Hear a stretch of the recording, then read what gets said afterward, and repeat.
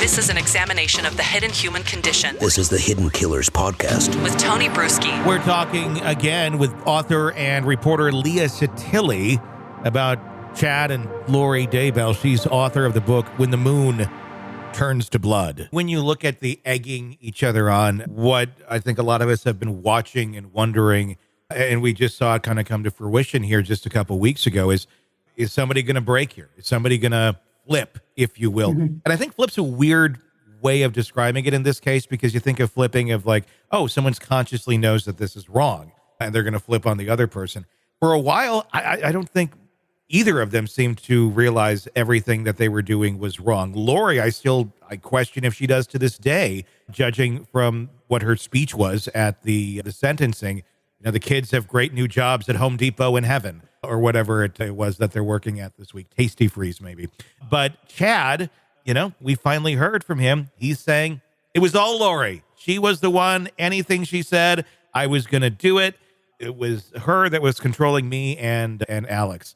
Interesting, to say the least. But how true was that, do you think, at some point? Did the dynamic shift at some point, and Chad really was willing to do pretty much anything she wanted, considering his family's been knocked off now, so is hers, and he's got her, so what else are you going to do at that point? He kind of, I think, got to his ultimate goal of, he had Lori, but the context of it is everyone's crazy. You think your kids are demons, and they're dead.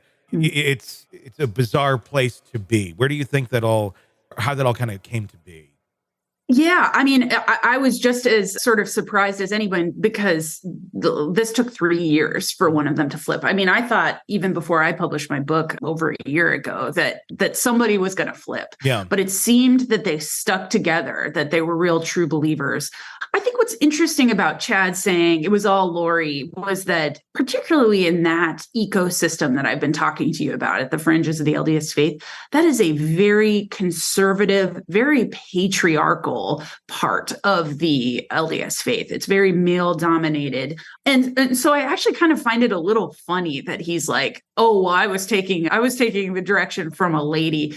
It just doesn't really hold up for me. Mm-hmm. I also don't know that it's really provable in court. From everything that we saw in Lori's trial, you know, there's these text messages over time about, you know, there's one about Charles Vallow, Lori's husband, that was shot by her brother.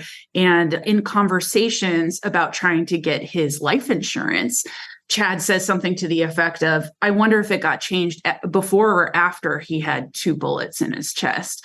You know, so it's kind of one of those things where you see the callousness there, that there was this sort of plan at play and that kind of thing. So, yeah, I don't know how that's going to be proven, but I'm very curious if this is a tactic that was shopped by his defense attorney who sat through all of Lori's trial, or if this is really the only way that they think that they're going to get out of this because it looks so bad. It feels like it's the only way, I would guess. I mean, just the fact that the admission was made that way of it's all Lori, I mean, it almost admitted guilt right there to the murder itself without, you know, actually crossing that line. I'm wondering if at this moment in time, they're just trying to save his life and there really is not a big hope of any sort of defense, just like there wasn't much of a defense when, you know, Lori was on trial. Yeah, and that could be. I mean, you know, at the end of the day, we're talking about, you know, 2 children that were killed, but also Chad's wife of nearly 30 years. Yeah. So it just feels a little like, I don't know, man, like Tammy Daybell stood by his side throughout all of his writings and his, you know, his, like you said before, his writings were not successful. They really, at one point they declared bankruptcy. So, you know, she really stood by him. So it just feels interesting to me that he would say, well, Lori made me kill my wife, maybe.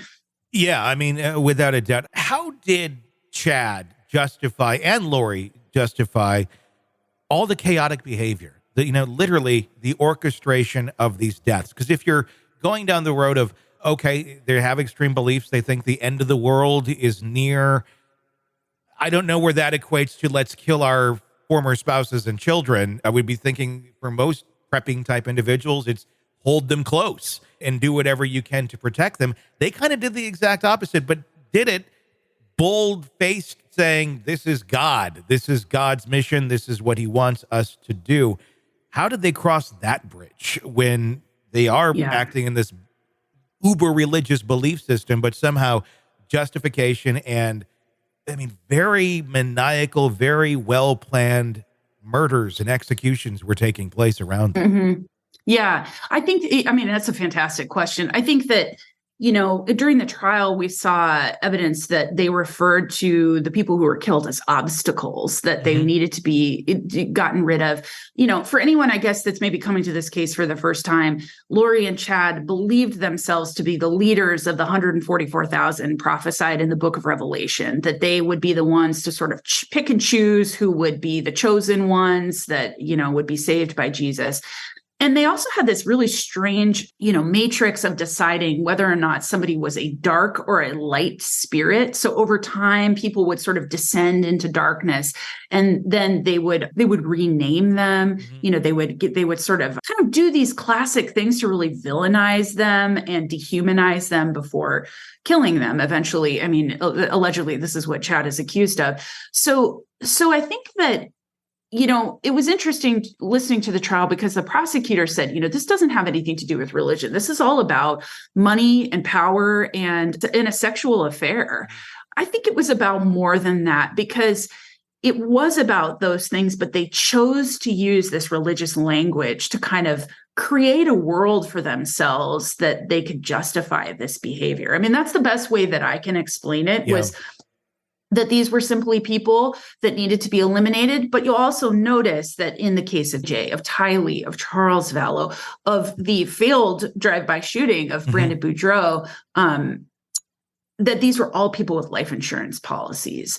So in a way, they were each a bit of a large coin purse for them. And that is also, I think, what explains why Lori and Chad were so quiet for so long. They needed to keep these people alive in the eyes of the government so they could keep, cashing their checks. I'm sorry, I shouldn't say life insurance checks. They were getting like Social Security and disability checks and things like that. Sick of the ads? We are too. Start listening with no commercials now and get access to all of our episodes in advance of everyone else. Become a True Crime Today Premium Plus subscriber on Apple Podcasts. Search True Crime Today Premium Plus on Apple Podcasts or go to our podcast page and sign up now. True Crime Today Premium Plus. Sign up now.